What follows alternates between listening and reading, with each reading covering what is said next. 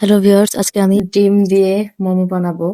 এখানে টমেটো, পেঁয়াজ, মরিচ আর মশলা দিয়ে ডিমকে আমরা এভাবে ভাজি করেছি।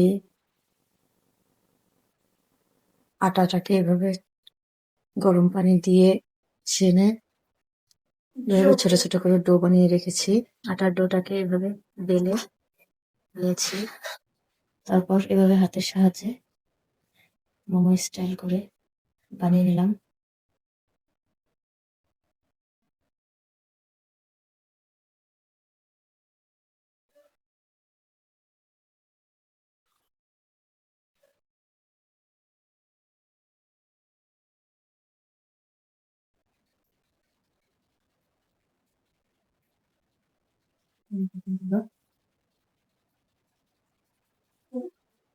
এভাবে বানিয়ে নিলাম আমাদের মোমো।